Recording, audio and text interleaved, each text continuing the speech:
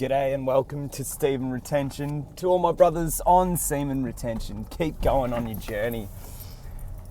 I'm feeling good, guys. I'm approaching 220 days of semen retention. This is my second really long streak. I want to talk about how women are always going to be there. There's no rush to get into something with a woman.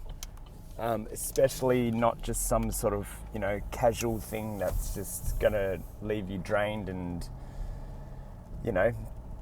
depressed. So this story is from recently. On Saturday, I had a couple of gigs, and one other thing that I noticed about the attraction is when you prioritize things like meditation and just kind of basic physical needs.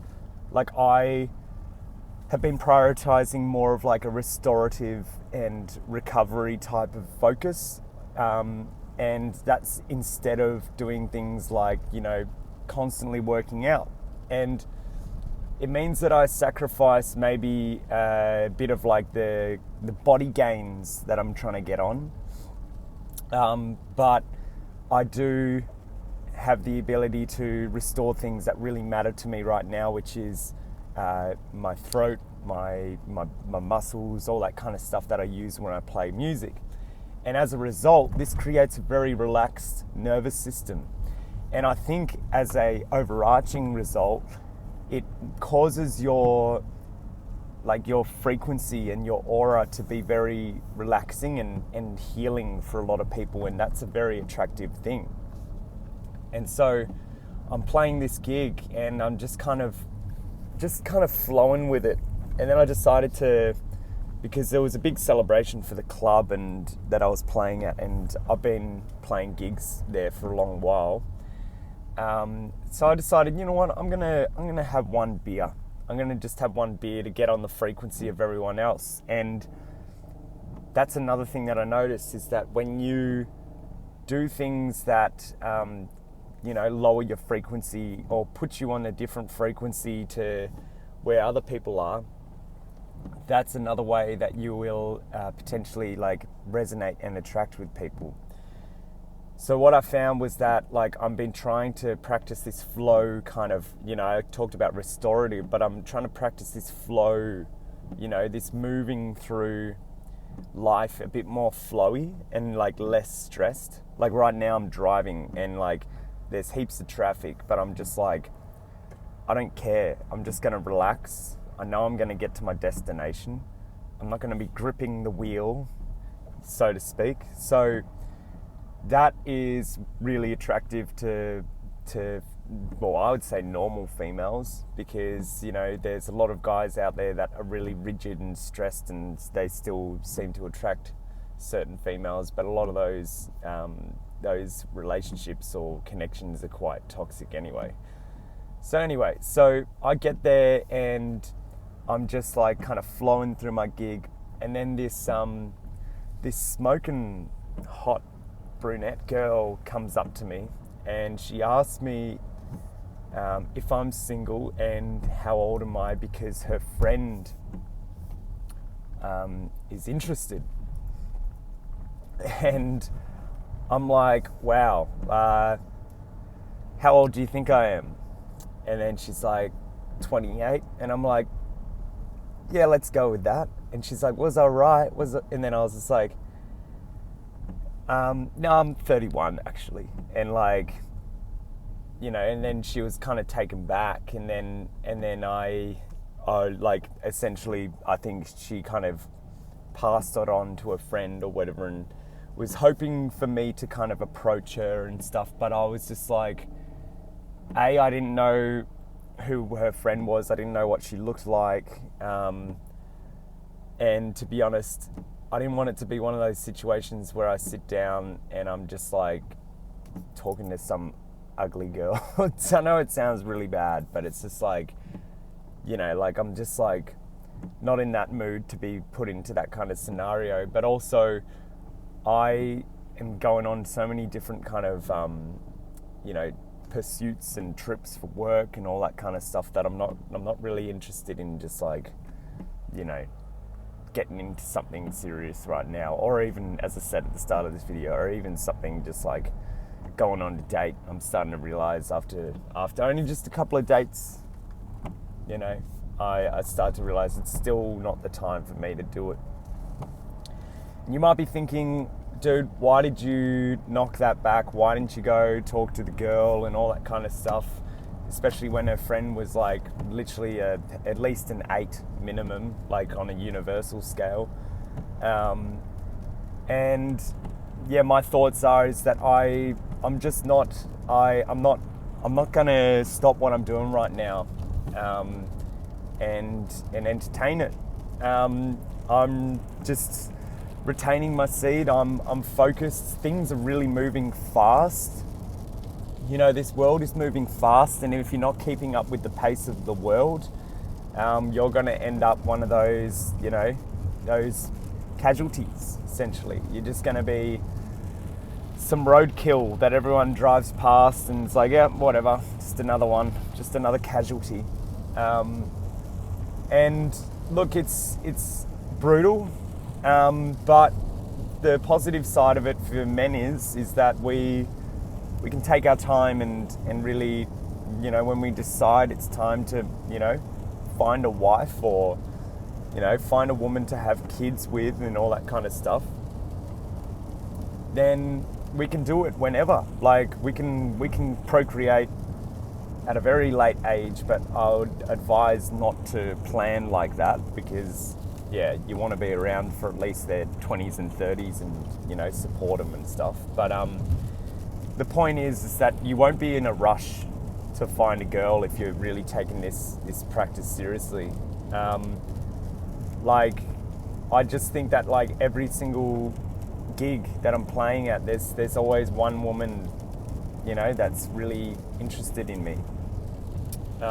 So I've just got a very abundant mindset, and I've kind of done a bit of interacting recently to understand that, like, yeah, okay, that's where we're at. That's where I'm kind of positioning myself in the market. Those are the people that are interested in me.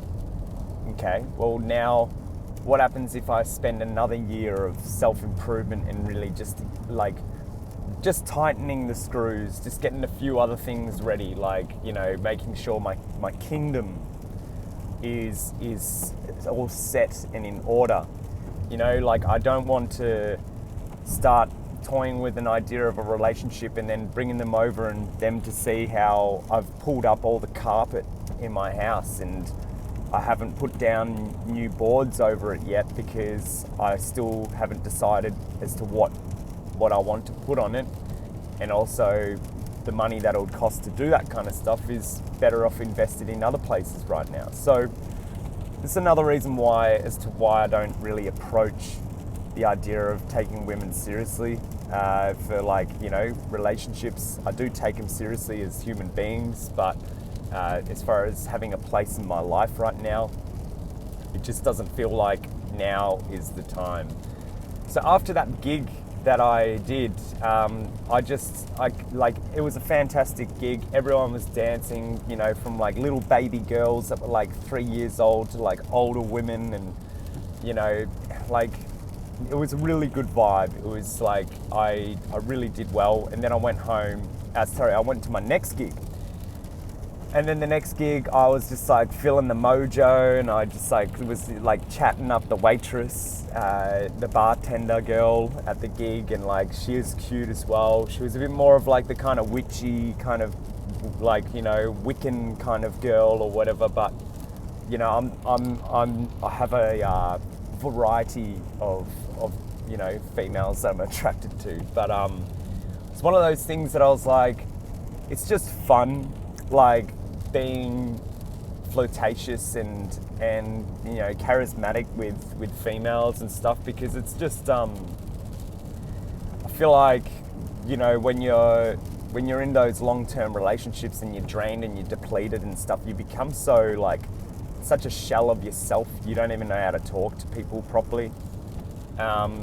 So for me personally, I found that like this has been just a cool time to just, you know, keep flexing the muscle, so to speak, but not to actually like, you know, go too deep with it. Like maybe we can follow each other on social media or something like that, but I'm not going to be asking you over anytime soon. So yeah, those are the reasons, like recent kind of interactions, I've not really taken people seriously and wanted to take them next level.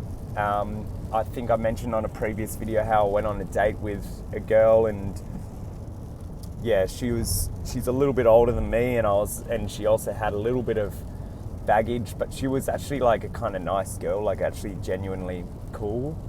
But I also was like, you know what, like it's just those little things like that baggage. That's the kind of thing that I don't want to bring to a relationship. So I shouldn't have an exception for the people that I enter a relationship with. So that's kind of what I'm working on semen retention, is really ironing out every single kink and crease of my spirit and my personality, and trying to, you know, trying to run a tight ship, you know, have a really solid routine, keep the house clean, keep my diet clean,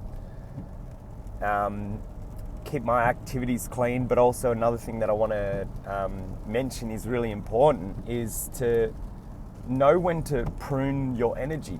And I mentioned this quite a bit on my channel, is pruning your energy is, you know, I'm talking about like how you prune plants and trees and all that kind of stuff. They start growing, and then you clip off, you know, obviously the dead leaves and dead branches and stuff, but you also clip off a bit of the healthy part as well. And the reason why you do that is so then the growth can expand outwards as much as it goes vertically, you know. It expands horizontally now instead of just vertically. And the reason why this is important is so then your growth can be all-encompassing rather than just straight up. Because, you know, if you think about it, if you I don't know to what kind of an analogy I'm going to use here, but I guess what I'm saying is that it's better if you grow in multiple directions, you know, at a relatively consistent pace in all directions, than to just go straight up. That way your being can cover more territory, and I just think that that's a better way, personally. Like, and I find that when you grow very quickly, sometimes it can be overwhelming energetically. So the way you prune your frequency is maybe you just do one little indulging of the shadow. So that could be, maybe you just decide one day, you're just like, you know what, I'm gonna have a beer at my thing. You know, you usually don't drink, but you're just gonna have one beer, or you maybe you're on a diet. It's like maybe you're, I don't know, maybe you're a hardcore vegan, and then you're like, you know what, I'm gonna eat eggs. I'm gonna eat eggs today. Like something like that. Or I think stuff like that helps you lower your frequency just a tad, just so you can ground yourself. I feel like it's a sense of grounding yourself. I find that this practice is so intense at times energetically that the grounding aspect, I've resorted to a few things, like, you know, in the past. I remember October last year, I was smoking cigarettes every single day for a whole month because I was trying to achieve a lot and I was trying to maintain my stress, and obviously it wasn't healthy. But I was also just experimenting with what I could handle. And so I quit cigarettes like straight after that, and these days I have maybe a few cigarettes a month, you know, just at like a gig, someone offer me one or something. And the point is that like you got to learn when to just embrace that that side of yourself a little bit, you know. I think the act of being a Puritan can make you a little bit rigid. And this is why I think females are very successful in the modern age, as far as just like, you know, how they maintain attraction, and how they just end up kind of just like floating through life and having no real kind of, you know, like no worries, I guess you could say. I mean, it's not really true, but you get what I'm trying to say here, is that like they have like more of like a free spirit, and just kind of like, I'll deal with the consequences later. Maybe sometimes that can be a little bit extreme and turn out bad for them. But the point is that when you embrace a little of that, you know, like I don't care kind of attitude, that's when you start to just like loosen up a bit, and you start to see some real positive change occur in your life. So yeah, like that's just another way of like pruning your frequency. Is, you know, purity is an important goal, but I don't know, don't turn it into some sort of like, you know, dogmatic approach. So I think that's about it, what I want to say in this video. So I hope you guys enjoy your week. Have a great week ahead. Please like, comment, and subscribe to Stephen Retention for more motivational videos in regards to celibacy and just general men's self-improvement. Cheers.